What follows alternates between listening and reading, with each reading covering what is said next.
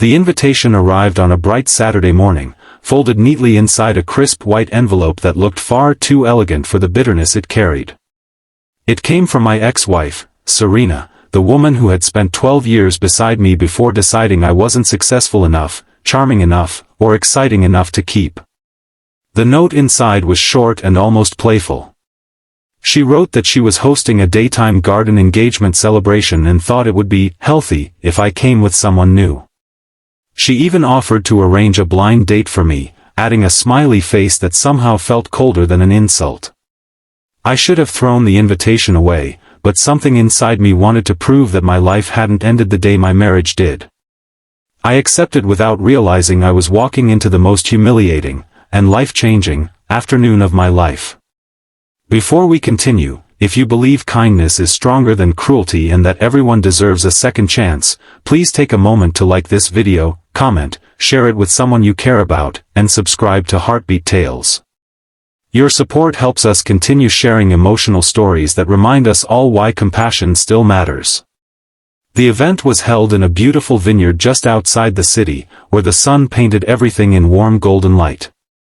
Guests laughed beneath white tents decorated with fresh flowers, waiters carried sparkling drinks across perfectly trimmed lawns, and soft music floated through the air.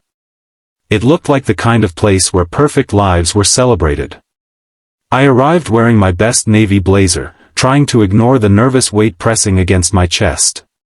Serena greeted me with the same polished smile she used whenever she wanted to hide something unpleasant. Then she introduced me to my date. Her name was Mara.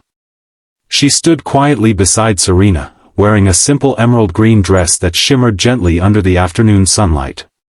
She wasn't trying to attract attention, yet somehow everyone noticed her. Her dark hair rested softly on her shoulders, and her calm brown eyes carried a warmth that instantly made the noisy crowd seem distant. Before I could introduce myself, Serena leaned closer with an amused grin and casually announced that Mara was deaf. Several nearby guests exchanged knowing smiles. Someone chuckled. Another whispered something that made a few others laugh. Only then did I understand. This wasn't matchmaking. It was entertainment. Serena expected everyone to enjoy watching her ex-husband struggle through an awkward afternoon with a woman they assumed couldn't participate in conversations. To them, Mara wasn't even a person. She was the punchline. For a brief second, anger tempted me to leave. Instead, I looked back at Mara. She had already noticed the uncomfortable silence.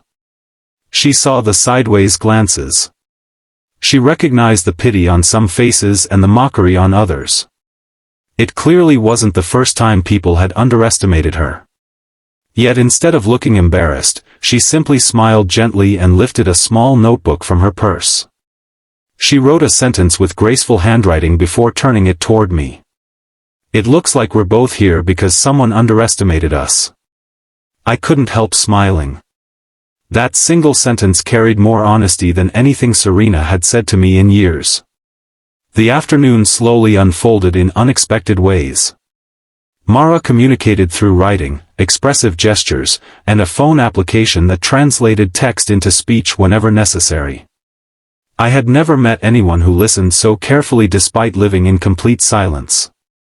Every time I wrote something, she studied my face as much as my words, noticing emotions I didn't even realize I was showing. She laughed easily, appreciated simple things, and never rushed conversations. As we walked through the vineyard together beneath bright blue skies, I learned pieces of her story. She had lost her hearing after a severe illness as a teenager. Many people had treated her like she was broken. Employers doubted her abilities. Strangers spoke about her instead of to her. Even dates often assumed she needed rescuing rather than respect. Still, she refused to let bitterness define her. Instead, she became a children's art instructor, teaching creativity through patience, expressions, and imagination. Her students adored her because she noticed every child who felt invisible. Listening to her story made my own pain seem different. After my divorce, I had convinced myself that failure defined me. I buried myself in work. Stopped calling friends. Ignored birthdays. Pretended I didn't need anyone. But Mara somehow recognized every crack behind my forced confidence without saying a single spoken word. As the afternoon continued, guests gradually stopped staring. They started watching. Not because we looked awkward.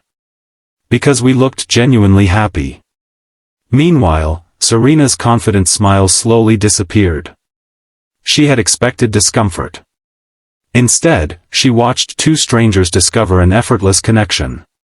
Later that afternoon, everyone gathered near the outdoor stage for speeches celebrating Serena's engagement. Her fiancé thanked family and friends before inviting guests to mingle again. While people applauded, an elderly waiter carrying a tray suddenly stumbled after catching his foot on uneven stone steps. Glasses crashed onto the ground, expensive drinks spilled everywhere, and the poor man collapsed painfully onto one knee. Many guests froze. Some stepped backward to protect their expensive clothes. Others simply watched. Mara reacted before anyone else. She rushed forward immediately, helping the elderly man sit comfortably while checking whether he had injured himself. She gathered broken pieces carefully, then signaled another employee for assistance. Since she couldn't hear his answers, she gently watched his breathing, his expressions, and his movements instead. Her calm presence settled everyone around her. I knelt beside them, helping however I could. Together we stayed until medical staff confirmed the waiter had only suffered minor bruises. The old man's eyes filled with grateful tears. He squeezed Mara's hands with deep appreciation. In that quiet moment, I realized something remarkable. Everyone else had heard the crash. Only Mara had truly noticed the person. Word of her kindness spread quickly across the gathering. The same guests who had laughed earlier now approached her with genuine respect. Several apologized for making assumptions. Children attending the celebration surrounded her, fascinated as she showed them simple sign language while laughing beneath the bright afternoon sun. For the first time all day, Serena looked uncomfortable. Her little joke had completely collapsed. The woman she expected everyone to mock had become the most admired guest at her own celebration. As we prepared to leave, Mara handed me another note. "Thank you for treating me like a person instead of a lesson." Those words stayed with me all evening. Over the following weeks, our friendship quietly grew. We met in sunny parks, local cafes with outdoor seating, botanical gardens, museums, and weekend farmers markets. Every meeting happened during daylight, filled with ordinary moments that somehow felt extraordinary. She patiently taught me sign language one gesture at a time. I constantly made mistakes, confusing words and accidentally saying ridiculous things with my hands, making both of us laugh until strangers smiled at us. Communication slowed down. Life slowed down. Instead of rushing through conversations, we actually paid attention.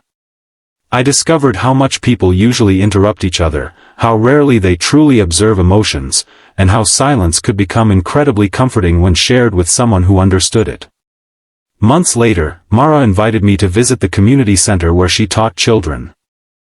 The walls overflowed with colorful paintings, handmade sculptures, and cheerful artwork covering every corner.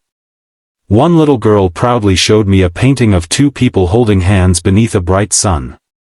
When I complimented her work, she smiled and signed something toward Mara. Mara translated with watery eyes. "She says everyone deserves someone who understands their quiet." I nearly cried. Because that little girl had unknowingly described exactly what Mara had become for me. Not someone who filled silence. Someone who made silence feel safe.